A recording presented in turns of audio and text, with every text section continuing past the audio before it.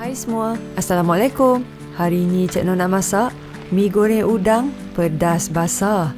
Versi yang kuah dia melekat cantik dan mi tak kembang. Rasa pedas pun just nice je daripada sambal yang kita tumis. Goreng mi ni nampak je simple, tapi rupanya ramai juga yang tak ada confident nak buat. Jomlah tengok tutorial ni.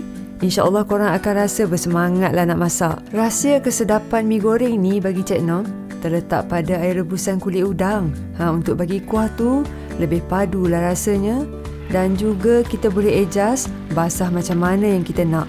Ada satu lagi cara kalau nak goreng mi yang ada telur ni, supaya kuah tu tak kering dan telur masih lagi ada tekstur dalamnya. Kalau makan panas-panas, sayur dan taugeh pun fresh lagi kan, kerup-kerup lagi. Hanya yang tahu je tahu sedapnya tu. Jom kita mula.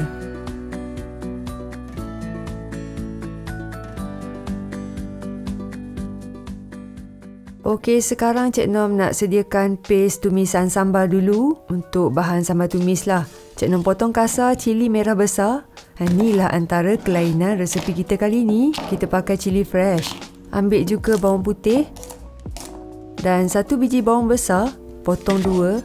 Separuh kita guna untuk buat kisar dan separuh biji lagi hiris nipis untuk menumis. Lepas tu gunting cili kering, rebus kejap sampai lembut macam ni. Masukkan dalam blender semua sekali.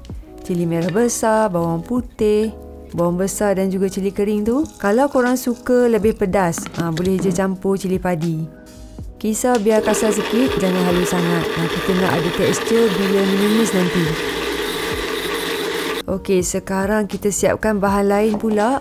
Cik Noh potong kasar tomato. Tomato mesti kena ada lah untuk rasa umami tu. Mi goreng memang kena letak tomato. Untuk sawi, basuh bersih dulu. Asingkan daun.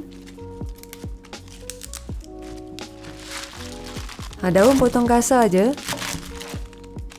Dan bahagian batang, hiris sederhana nipis je. Sebab yang ni Cik Noh guna sawi bunga, batang dia macam kailan, jadi tak payah ketuk. Hiris je nipis sikit. Taugeh Cik Noh bersihkan dan buang kulit hitam tu. Cik Noh kan suka beli taugeh yang kering dalam paket tu, sebab rasa lebih bersih dan tahan lama nak simpan. Tak berapa suka sangat jenis yang rendam air lama tu. Resepi ni untuk satu pack mi kuning dalam 500 gram. Cukuplah untuk 4 ke 5 orang makan. Mi kuning ni kita bilas dengan air je untuk hilang rasa kapur. Jangan lama sangat, nanti bila goreng lembik pula kan. Cepat-cepat toskan air. Dan satu lagi, sebab mi ni versi basah ada telur, jadi nanti dia taklah cepat kembang.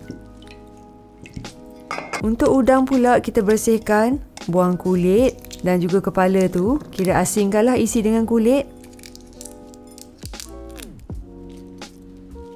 Kemudian ambil bahagian kulit dan kepala tu. Kita rebus perlahan-lahan dalam 15 ke 20 minit untuk buat stok udang. Ni untuk kuah nantilah. Sekarang dah boleh mula masak. Panaskan minyak lebih kurang 1 sendok dalam kuali yang tebal. Pakai wok lagi best lah.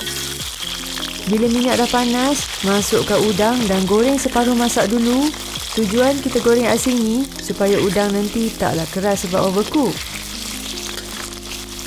Guna balik minyak goreng udang tadi dan Cik Noh tumis irisan bawang besar sampai lembut keperangan.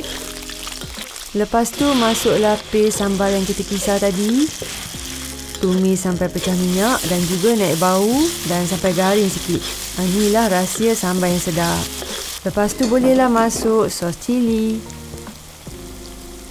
sos tiram, kicap manis,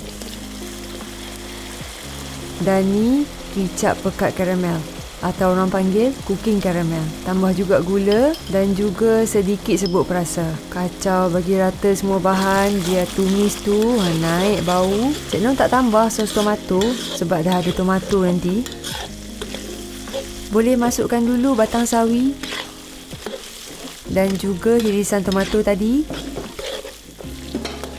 Lepas tu tambahlah air rebusan udang. Kalau korang suka kuah tu manis sikit, lebihkan je lah gula masa tumis.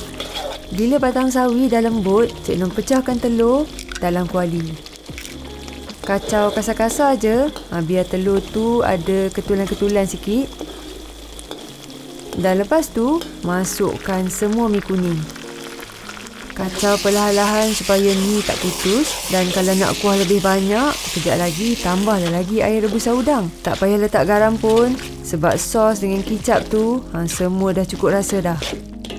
Akhir sekali Cik Noh masukkan daun sawi. Daun ni kejap je layu. Bila daun dah layu, masukkanlah balik udang yang kita goreng separuh masak tadi tu. Kacau rata sekejap je.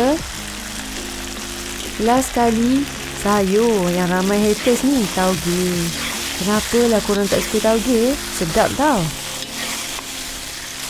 Lepas dah masuk tauge, kacau dalam 2 ke 3 minit, dah terus tutup api. Kita biar dia kerup-kerup lagi, jangan lembik sangat. Okey, dah siap dah. Menu ni nampak simple, tapi memang sedap lah korang. Tambah-tambah pula kita masak sendiri kan. Sendiri masak, sendiri puji. Kalau buat makan untuk family, memang jimat. Confirm lah bertambah-tambah. Air rebusan kulit udang tu memang kunci lah nak bagi rasa kuah mi basah ni jadi padu. Paste sambal tumis pula memang bagi pedas yang ngam. Ingat 3 benda penting ni. Tumis paste sambal sampai masak elok, pecah minyak. Telur pula kacau kasar-kasar je supaya kuah tu kekal basah, tak menyerap. Dan gunalah stok air rebusan udang untuk rasa umami. Okey, selamat mencuba semua. Jumpa lagi. Bye.